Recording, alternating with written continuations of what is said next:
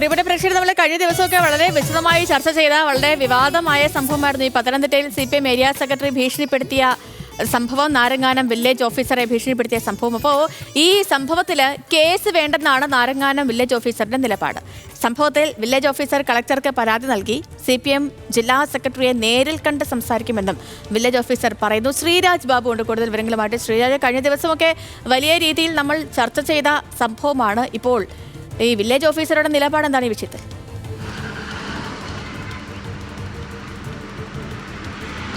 സേതു, അങ്ങനെ തന്നെയാണ്. മാവേലിക്കരയിലുള്ള അദ്ദേഹത്തിൻ്റെ വീട്ടിൽ ആറന്മുള പോലീസ് എത്തി മൊഴിയെടുക്കാൻ എത്തിയപ്പോഴായിരുന്നു ഇത്തരത്തിൽ തനിക്ക് പരാതിയില്ല, ആ വിഷയവുമായി ഇനി മുന്നോട്ട് പോകാൻ താല്പര്യമില്ല എന്ന തരത്തിലൊരു നിലപാട് വില്ലേജ് ഓഫീസർ ജോർജ് ജോസഫ് എടുത്തത്.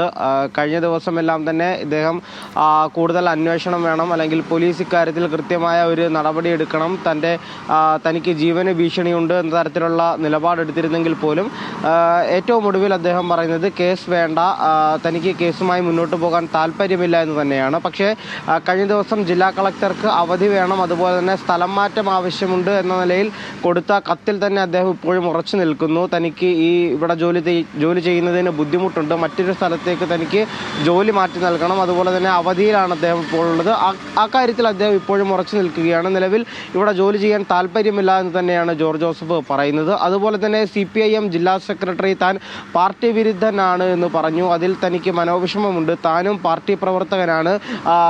അത്തരത്തിൽ ഉള്ള അദ്ദേഹത്തിൻ്റെ പരാമർശത്തിൽ തനിക്ക് വിഷമമുണ്ട്. അതുകൊണ്ട് തന്നെ ജില്ലാ സെക്രട്ടറി രാജു അബ്രഹാമിനെ നേരിട്ട് കണ്ട് സംസാരിക്കാൻ ശ്രമിക്കുമെന്നാണ് അദ്ദേഹം പറയുന്നത്. കഴിഞ്ഞ ദിവസങ്ങളിലെല്ലാം തന്നെ വലിയ വിവാദമായിരുന്നു CPIM Pathanamthitta area secretary Sanju ഈ വില്ലേജ് ഓഫീസറായ ജോർജ് ജോസഫിനെ ഓഫീസിൽ കയറി വെട്ടുമെന്ന് ഭീഷണിപ്പെടുത്തിയത്. കെട്ടിട നികുതി അടയ്ക്കാൻ 2022 വർഷക്കാലത്തെ കെട്ടിട നികുതി അടയ്ക്കാനായിരുന്നു ഈ ജോർജ് ജോസഫ് ആവശ്യപ്പെട്ടത്. എന്നാൽ സഞ്ജു പറയുന്നത് വെറുതെ അനാവശ്യമായ പ്രശ്നങ്ങൾ ഉണ്ടാക്കുന്ന തരത്തിൽ പ്രകോപനപരമായാണ് ഇദ്ദേഹം സംസാരിച്ചത് എന്നായിരുന്നു സഞ്ജുവിൻ്റെ ഭാഗത്തു നിന്നുള്ള വിശദീകരണം.